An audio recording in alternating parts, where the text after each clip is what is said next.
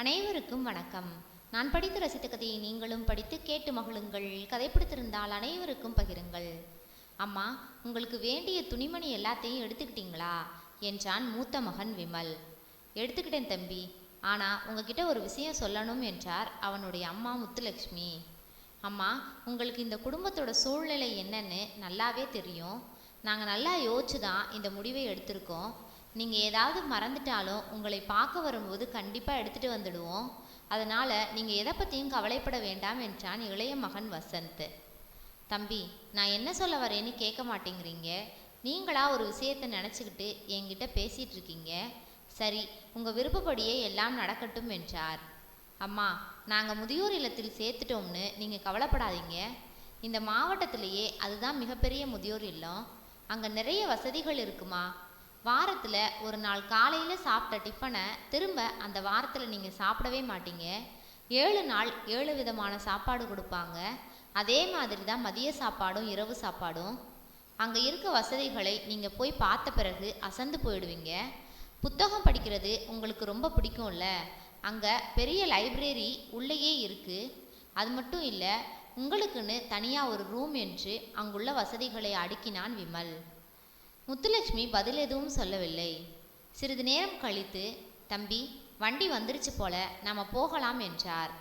அவர் தன்னுடைய அறையிலிருந்து வெளியே வர விமலின் மனைவி ரேவதி கையில் ஒரு பையை கொடுத்து, இதில் உங்களுக்கு தேவையான பொருட்கள் வைத்துள்ளேன் என்றாள்.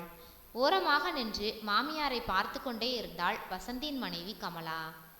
அவள் பெரிதாக எதுவும் பேசிக்கொள்ளவில்லை. மேலும் மாமியார் முதியோர் இல்லத்திற்கு செல்வதில் அவளுக்கு விருப்பமும் இல்லை. ஏனென்றால் அவளது குழந்தையை பாதி நேரம் மாமியார் தான் பார்த்து கொள்வார். அவர் வீட்டில் இருப்பது அவளுக்கு மிகவும் ஆறுதலாகவும் உதவியாகவும் இருந்தது. எனவே அவரை முதியோர் இல்லத்தில் சேர்ப்பதற்கு அவள் சம்மதம் தெரிவிக்கவில்லை. ஆனாலும் அனைத்தும் ரேவதி என்னப்படியே நடந்தது. பேர குழந்தைகளை கொஞ்சிவிட்டு வெளியே சென்று அங்கே நின்று கொண்டிருந்த காரில் ஏறினார் முத்துலட்சுமி. விமலும் வசந்தும் காரில் ஏறியவுடன் கார் புறப்பட்டு சென்றது.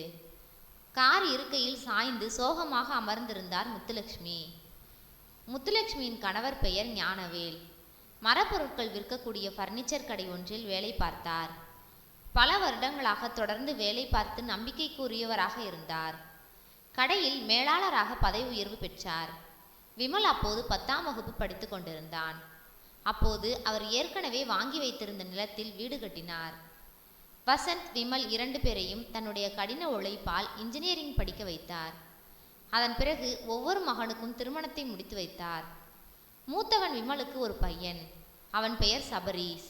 சபரீஸுக்கு 3 வயது இருக்கும்போது 2வது மகன் வசந்துக்கு திருமணத்தை முடித்து வைத்தார். அவனுக்கும் அழகான பெண் குழந்தை பிறந்தது. எழிலரசி என்று அந்த குழந்தைக்கு பெயர் சூட்டினார். அந்த குழந்தை பிறந்து 6 மாதங்களுக்கு பிறகு அவர் நோய்வாய்ப்பட்டார். படுத்த படுக்கையானார். அவர் சாகும் தருவாயில் தன் மனைவியிடம் முக்கியமான விஷயம் ஒன்றை சொன்னார். அதை கேட்டு அதிர்ந்து போனார் முத்துலட்சுமி.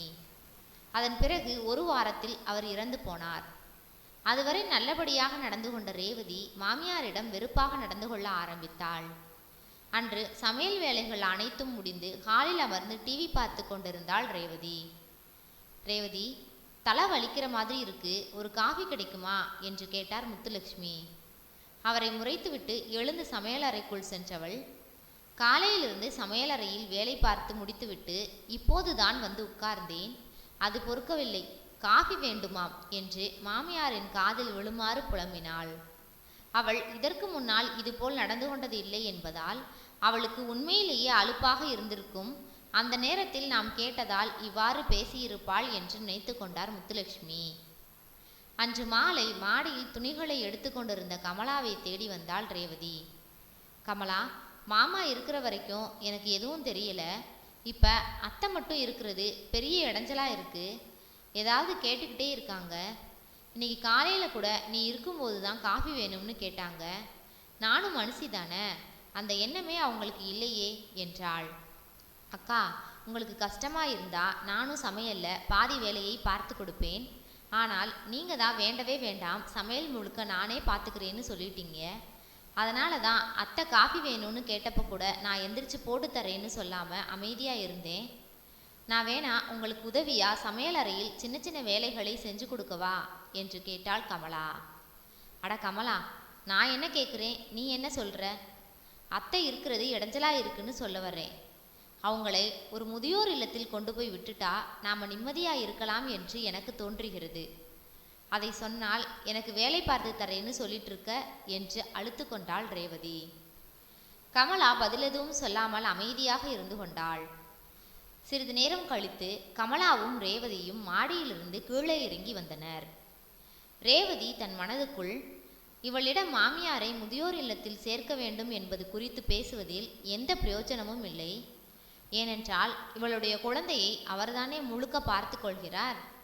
அப்படி இருக்கும்போது இவள் அவரை முதியோர் இல்லத்திற்கு அனுப்ப எப்படி சம்மதிப்பாள் என்று நினைத்து கொண்டாள். தன்னுடைய திட்டத்தை தன் கணவரிடமிருந்து ஆரம்பிக்கலாம் என்று முடிவெடுத்தாள். அன்று இரவு கணவரிடம், எங்க மாமா தவறியதிலிருந்து அத்தை ரொம்ப கவலையாகவே இருக்காங்க. அவங்களை ஒரு முதியோர் இல்லத்தில் கொண்டு போய் சேர்த்துட்டா அங்கே இருக்கிறவங்க இவங்களுக்கு ஆறுதலாக இருப்பாங்க, இவங்க மற்றவங்களுக்கு ஆறுதலாக இருப்பாங்கன்னு எனக்கு தோணுது என்றாள். விமல் மனைவியை ஆச்சரியமாக பார்த்தான். என்னங்க அப்படி பார்க்குறீங்க என்று கேட்டாள் ரேவதி. இல்லை, நானே இதை பற்றி தம்பிக்கிட்ட பேசணும்னு இருந்தேன். நீ ஏன் என்கிட்ட வந்து பேசுகிற? அம்மா வீட்டில் இருக்கிறது இடைஞ்சலாக தான் இருக்குது. அப்பா இருக்கும்போதே இதை பற்றி நான் யோசித்தேன். 2 பேரையும் முதியோர் இல்லத்தில் சேர்த்தடலாங்கிற எண்ணம் எனக்கு இருந்துச்சு. ஆனால் நான் அதை சொன்னால் எல்லாரும் என்னை தப்பாக நினைப்பாங்க. அதனால அமைதியாக இருந்துட்டேன். இப்போ நீயே என்கிட்ட வந்து கேட்டுட்ட. நான் தம்பிக்கிட்ட பேசி அவங்களை முதியோர் இல்லத்தில் சேர்ப்பதற்கான வேலைகளை பார்க்கிறேன் என்றான் விமல். ஏங்க, என்னால் அவங்களை பார்த்துக்க முடியலை. கண்ட நேரத்தில் ஏதாவது கேட்குறாங்க, அதை செஞ்சு கொடுக்க முடியலை. அதனால தான் அவங்களை முதியோர் இல்லத்தில் விடணும்னு சொல்கிறேன். ஆனால் உங்களுக்கு அவங்களை முதியோர் இல்லத்தில் விடணும்னு ஏன் தோணுச்சு என்று கேட்டாள் ரேவதி. சின்ன வயசில் இருந்தே அவங்களுக்கு தம்பி மேலே தான் பாசம் அதிகம். அவன் எது செஞ்சாலும் சரி, நான் எது செஞ்சாலும் தப்பு, இந்த மனநிலை தான் அவங்கக்கிட்ட எப்போதும் இருக்கும். அதனால் கல்யாணம் ஆனதுக்கப்புறம் அவங்க கூட இருக்கக்கூடாதுன்னு வைராக்கியமாக இருந்தேன். ஆனாலும் அப்பா ஏதாவது சொல்லுவார், அப்பா மனசு கஷ்டப்படக்கூடாதுன்னு இங்கேயே இருந்தேன். ஏன்னா எனக்கு அப்பாவே ரொம்ப பிடிக்கும். இப்போது அப்பாவே போயிட்டாரு என்றான். அப்படின்னா உங்கள் தம்பி இதுக்கு சம்மதிப்பாரா? ஏன்னா உங்கள் தம்பிக்கு தானே உங்கள் அம்மாவை ரொம்ப பிடிக்கும் என்று கேட்டாள் ரேவதி. நீ நினைக்கிற மாதிரியெல்லாம் இல்லை. அம்மா தான் தம்பி தம்பின்னு சொல்லிட்டு இருப்பாங்க. ஆனால் அவனுக்கு பெருசாக பாசம்லாம் கிடையாது. அதனால் நான் எது சொன்னாலும் சரின்னு சொல்லிடுவான் என்றான் விமல். மனம் முழுக்க நிம்மதியோடு தூங்கினாள் ரேவதி. விமல் சொன்னது போல் 2 நாட்களில் அவனுடைய தம்பி வசந்திடம் பேசினான். அண்ணே, அண்ணி சொன்னால் கரெக்டாக தான் இருக்கும். சமையல்ல இருந்து எல்லா வேலையும் அவங்க தானே பார்த்து கொள்கிறார்கள். நீங்கள் சொல்கிற மாதிரியே அம்மாவை நல்ல ஒரு முதியோர் இல்லமாக பார்த்து சேர்த்து விடுவோம். அங்கே எல்லா வசதியும் இருக்கணும்.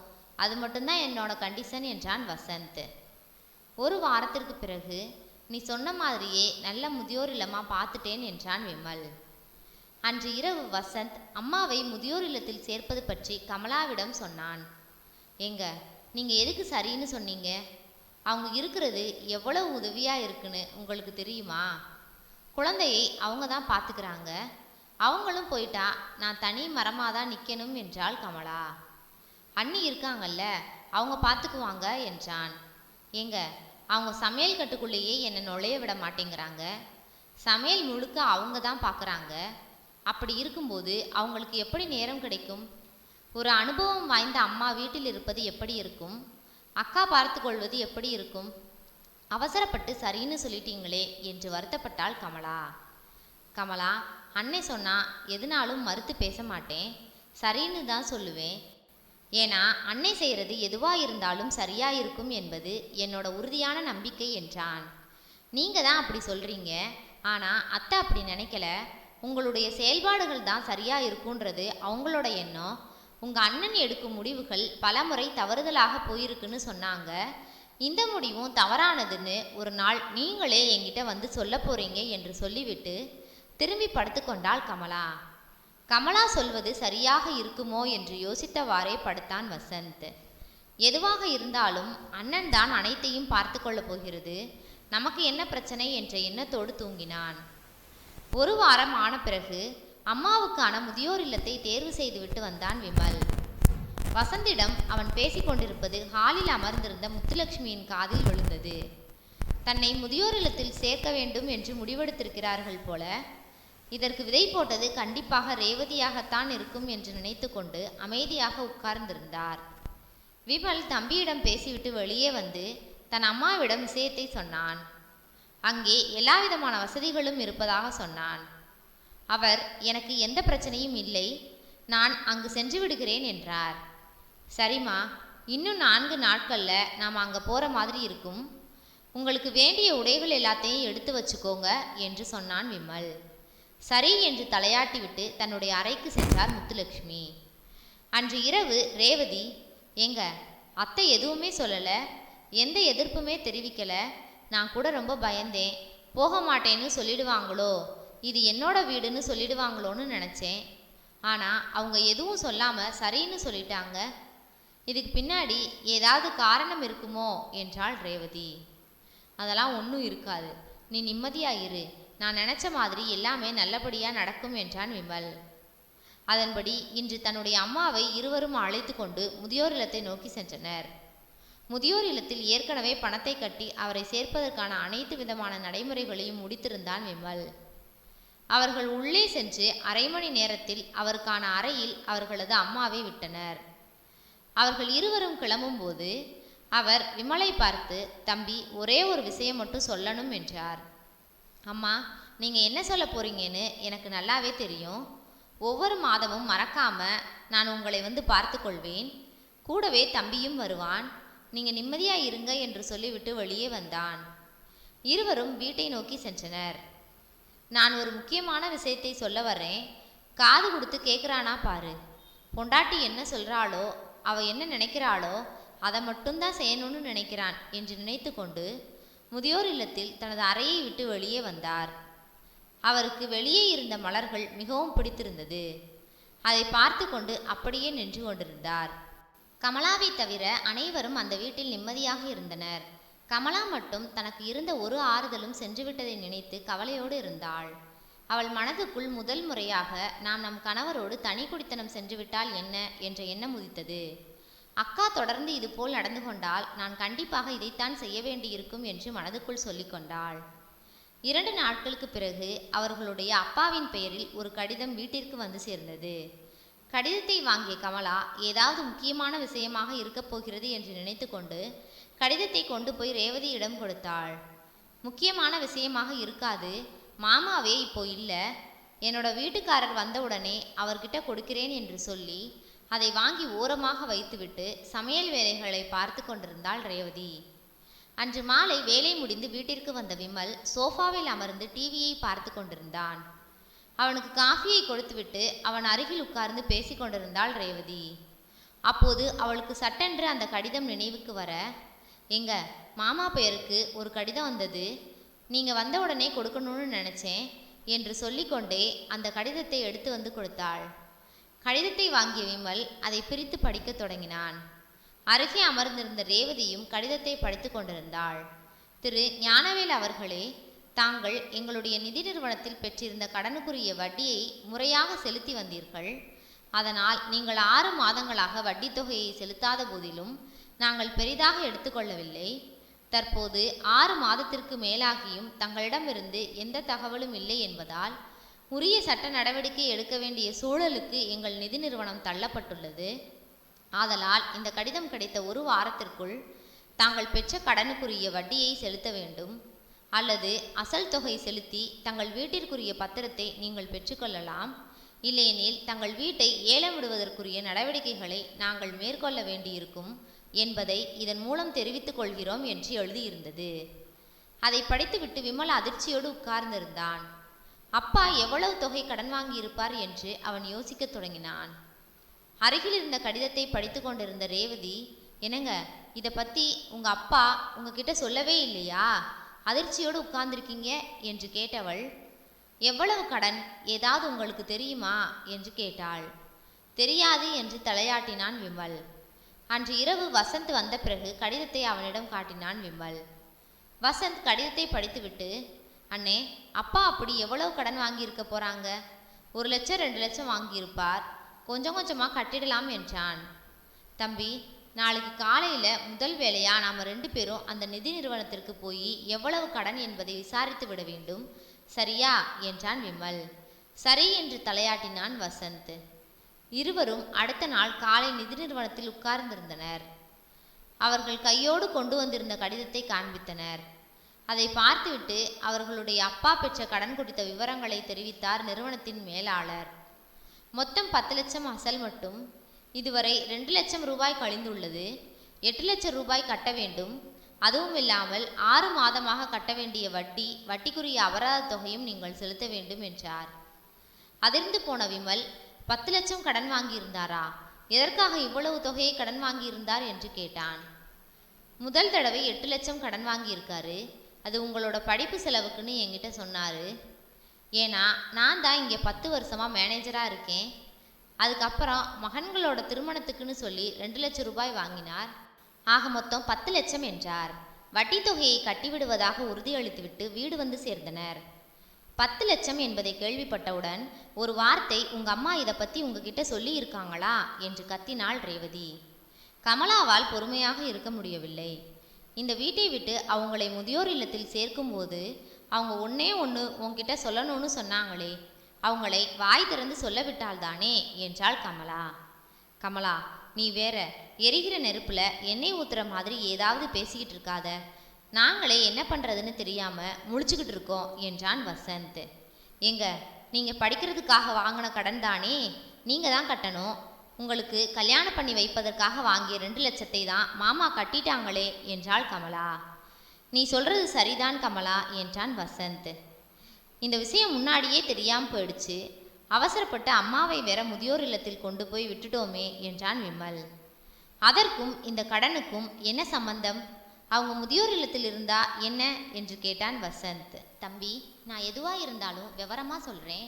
எனக்கு இருக்க கோவத்துக்கு முதல்ல அம்மாவை பார்த்து 4 வார்த்தை கேட்டாதான் எனக்கு மனசு ஆறும் என்று சொல்லிவிட்டு தம்பியை கூட்டிக் கொண்டு முதியோர் இல்லத்திற்கு சென்றான். அவர்களுடைய அம்மா மதிய சாப்பாட்டை முடித்துவிட்டு நிம்மதியாக உறங்கி கொண்டிருந்தார். அவருடைய அறையின் கதவை தட்டினான் விமல். கதவை திறந்தவர், என்னடா இந்த நேரத்தில் வந்திருக்கீங்க என்று சற்று பதற்றத்துடன் கேட்டார். அம்மா, அப்பா 10 லட்சம் கடன் வாங்கி இருந்தாருன்னு ஏன் எங்ககிட்ட சொல்லவே இல்லை என்று கேட்டான். டேய், அப்பா சாக போகிறப்பதாண்டா எனக்கே தெரியும். ஏங்க இவ்வளவு கடன் வாங்கினீங்கன்னு கேட்டா, பையங்களோட படிப்பு தான் எனக்கு முக்கியம் அப்படின்னு சொன்னார். அவர் இறந்ததுக்கு அப்புறம் உங்ககிட்ட அதை பற்றி சொல்ல முயற்சி பண்ணேன். என்னை வாய் திறந்து பேச விட்டாதானே என்றார். அதட்டியாவது சொல்லி இருக்கலாமேம்மா என்றான் விமல் கவலையுடன். சரி விடுடா, அதான் இப்போ தெரிஞ்சிடுச்சுல, ஆக வேண்டிய வேலையை பாருங்க என்றார் முத்துலட்சுமி. அது இல்லைம்மா, இந்த முதியோர் இல்லத்தில் உன்னை சேர்க்கிறதுக்காக எவ்வளவு பணம் கட்டினேன் தெரியுமா? 1 லட்சம் ரூபாய் என்றான். வசந்த், முத்துலட்சுமி இருவரும் வாய்ப்புலந்து நின்றனர். எதுக்குடா இவ்வளவு பணத்தை போட்டு இங்கே என்னை சேர்த்து விட்டுருக்க? உனக்கு என் மேலே ரொம்ப பாசம்தான் போல என்றார் முத்துலட்சுமி நக்கலாக. என்ன சொல்வது என்று தெரியாமல் முழித்து கொண்டு, சரி, ஆக வேண்டியதை பார்க்கிறோம் என்று சொல்லிவிட்டு இருவரும் கிளம்பி வீட்டிற்கு வந்து சேர்ந்தனர். 1 லட்சம் ரூபாய் தன் கணவர் கட்டியிருக்கிறார் என்பதை தெரிந்து கொண்ட ரேவதி அதிர்ந்து போய் உட்கார்ந்து இருந்தாள். வசந்தின் காதில், உங்கள் அண்ணன் எடுக்கும் முடிவு தப்பாதான் இருக்கும்னு அன்னைக்கே சொன்னேன்ல, எங்கே கொண்டு வந்து விட்டுருக்காருன்னு பார்த்தீங்களா என்றாள் கமலா. சரி, நல்லபடியாக படிக்க வச்சாங்க, நல்ல வேலையிலையும் நாம் இருக்கோம், கொஞ்சம் கொஞ்சமாக கட்டுவோம், வேற என்ன செய்ய முடியும் என்றான் வசந்த். என்ன சொல்வது என்று தெரியாமல் உட்கார்ந்திருந்தாள் ரேவதி. எண்ணம் போல் வாழ்க்கை. ஒரு சில மாதங்களில் கமலா மாமியாரை மீண்டும் வீட்டிற்கே அழைத்து வந்து விட்டாள். 4 பேரும் வேலைக்கு சென்று கடனை அடைத்தனர். குழந்தைகளை முத்துலட்சுமி பார்த்து கொண்டார். அவர்கள் குடும்பம் இப்போது மகிழ்ச்சியாக வாழ்கின்றனர். நன்றி. கதை பிடித்திருந்தால் லைக் பண்ணுங்க, ஷேர் பண்ணுங்க, சப்ஸ்கிரைப் பண்ணுங்க. உங்களுடைய கருத்துக்களை கமெண்ட் பாக்ஸில் தெரிவிக்கவும். தங்கள் ஆதரவிற்கு நன்றி.